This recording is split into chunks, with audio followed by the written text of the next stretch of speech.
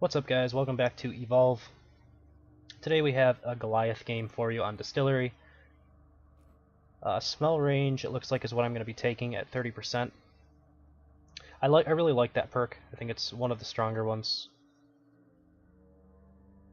Waiting for everybody else to lock in. It looks like we got a pretty standard group of Tier 1 monster and hunters.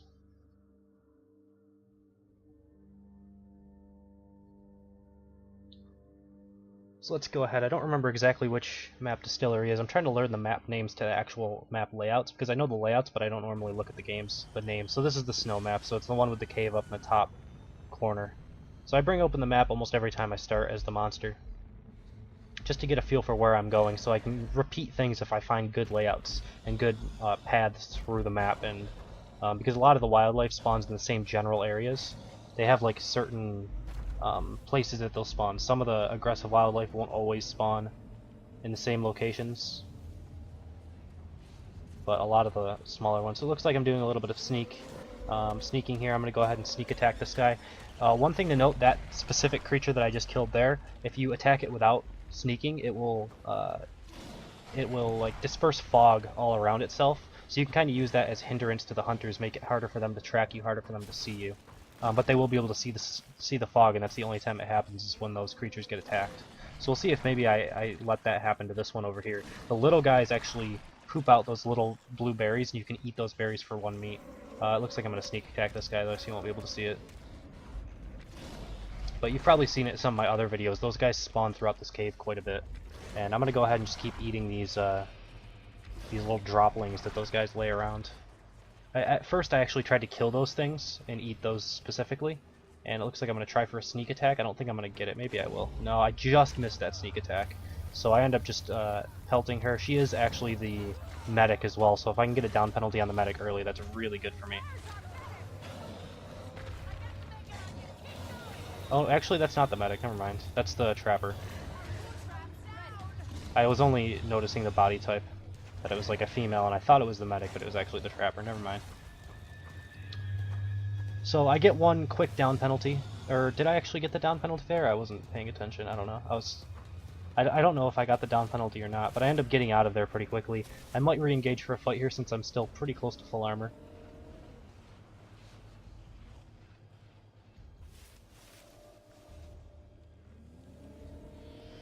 There is a perk over there that I could grab. It looks like I kind of lost them, so I'm going to go ahead and just grab the perk, it looks like. And so there's that fog that I was talking about. That's the guy that releases fog. I ended up attacking him once before I did the sneak attack, and you can see all the fog around me now. That's what he basically disperses, that creature.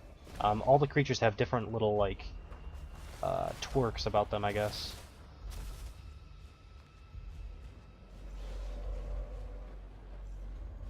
So I'm looking for a good location to evolve here, making sure they're not following me into this cave. I'm going to go up here to where there's a little bit of cover for me, so I'm kind of behind this rock in front of me here, in case the hunters do end up going inside. And as always, I don't really usually take the rock throw. Sometimes I level up Fire Breath all the way, sometimes I do 2 in each. Sometimes if I want to make plays, I'll do Leap Smash at level 3 because it does a lot more damage. You can make plays with Rock Throw, I just don't find aiming it particularly easy compared to the rest of the things. I'm getting some fog inside of the cave as well. And I think, do I get locked in by this arena? Yeah, just barely. I was just barely outside. So this is actually a pretty dangerous place for me to fight in because there's not a whole lot of cover where I can go in and get out of, you know, gunfire. So I don't really want to commit to this fight if I can help it. I'm just kind of trying to stay inside of cover and wait out the what do you call it, the barrier here. But I do get a 3-man Flame Breath, which is really good for me. And since I see a few people who are low enough where I might be able to get down penalties, I do engage hard on this. But I'm taking health damage now because I had just evolved a second ago. I'm not taking a ton of health damage. I'm doing a good job at keeping pressure on multiple people so that like 2 people have to run away from me at one time, rather than being able to take a bunch of damage. I see some arc mines over there. I don't want to jump into those because they'll take more damage than the guns themselves. So I'm just trying to keep people from really getting good hits on me, basically. They're doing a really good job here. I have 1 down penalty on everybody, but for the most part, I do get the 2nd down penalty.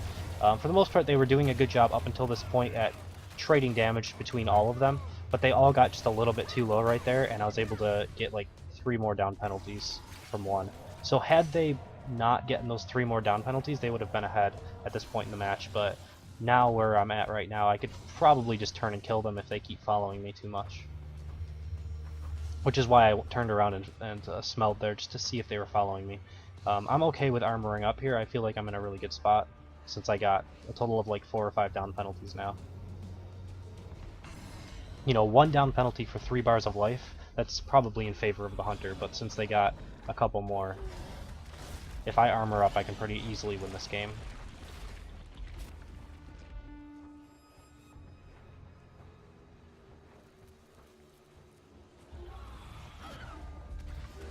As the Goliath, sneak attacking is a really good way of making sure that creatures don't just like run away from you, because they won't run until you deal damage. And I'm waiting to get a good hit on this assault, seeing if I can take him down, and I did end up taking him down before he was able to get his personal shield up. He was too low to be venturing out on his own. That was his mistake. If he got his personal shield up, I might have disengaged for a second just to not take damage, but for the most part, that was an easy extra down penalty that I could take right there. They did manage to revive everybody back up, so there's nobody in the plane right now. So they do have a total of 4 people. I mean, they could technically trap me and deal some damage to me, but I'm not too scared since I'm close to full armor. Flame Breath is pretty good to get creatures to eat as well. Although I have found that sometimes when I Flame Breath creatures, they fell through the ground. That probably won't happen when either the beta or the release comes, so people won't have to worry about that. But I did find that happening. If you like overkilled something, it seemed like they fell through the ground and you couldn't eat them afterwards. You can see the hunters are actually scaring these things towards me, so I'm trying to circle back around so that they don't like run away from me, and then if the hunters were paying attention to that, they would see me behind this cliff. I'm going for a little bit of a sneak attack. I clear out a lot of the arc mines and some of the harpoons, but a few of them do still end up hitting me and taking out a good chunk of my armor before the fight really starts. He misses with the orbital barrage just slightly. If he hit with that orbital barrage, I would have gotten out of there really quick. At this point, since he missed and wasted the cooldown, I'm pretty free to engage hard on this fight and look for a win. I catch out the medic as well, which is really good for me. Yeah, as the support, I think it's almost a better thing to not waste your orbital barrage unless you know you're going to hit. The only time I would really use my orbital barrage is if the Goliath isn't being super mobile, or if he gets locked down by like 1 or 2 harpoons. Preferably 2. Like right here is a great time to orbital barrage because I have to clear those harpoons off. So he could have gotten like 3 shots on my head if he went for that. But again, it's on cooldown, so it's not really his fault. So the medic ended up dying fully. He's in the plane. I did lose all of my armor and started losing some health, so I decided to just play it safe. I didn't want to, you know, ruin my close to undefeated record as the monster and lose an extra game when it's very easy to just go ahead, evolve to tier 3. I end up taking 3 ranks in rock throw. This is mainly to level it up because I already know I have the game won at this point.